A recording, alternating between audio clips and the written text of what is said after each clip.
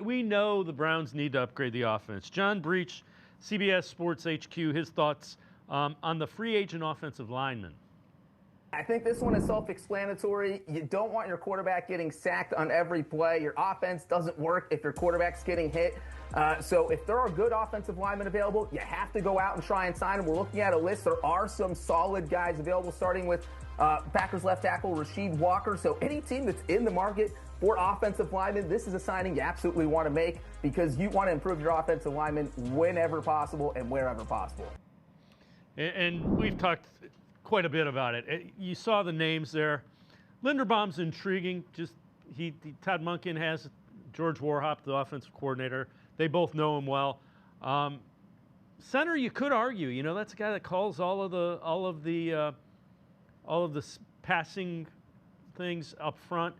So they need somebody that can set the tone for what they want to do on the line. I sort of disagree. Okay. Sort of slightly. I think if they're going to spend money, I'd kind of like it to go to a wide receiver. Either via trade or by, or by, signing somebody in free agency.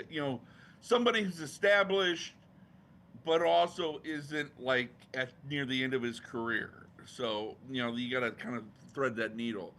So because that unit is so young, I think we kind of forget there's a path to bring Tevin Jenkins back, who started multiple games for this team, who would be give you at least some sort of veteran thing.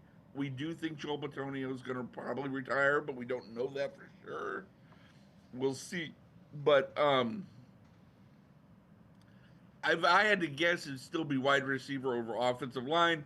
Not that they won't sign an offensive lineman or two, but I think it's kind of looking for that swing tackle or, somebody who can kind of give you some depth, some veteran depth there behind, whomever. Because I still think that this line, I would not be surprised if this line was something that they bulked up through the draft. What type of veteran wide receiver are you thinking? And I don't necessarily need a net. Give me a range or a thought. I mean, would you? They like to do deals with Jacksonville. Would you? I mean, Brian Thomas thinking. Brian Thomas. I mean, that's a guy who maybe he just needs to change the scenery. I don't know. I mean, I'm just throwing it out there. I mean, he's been in the league a couple of years. He's got that speed. He's still young. You don't have to necessarily rush out and extend him because, let's see, he came in 24. So he's 24, 25. This will be his third year. So you still have theoretically 3 years of him. I mean, that's just throwing the name out because I've seen that name mentioned before. I'm not even sure, and I've heard him kind of mention grumbling a little bit about it. But I can see the Jacksonville keeping it. But something along those lines. Somebody who's mid to late 20s, who's, maybe got to think the Amari Cooper deal even. Something like that.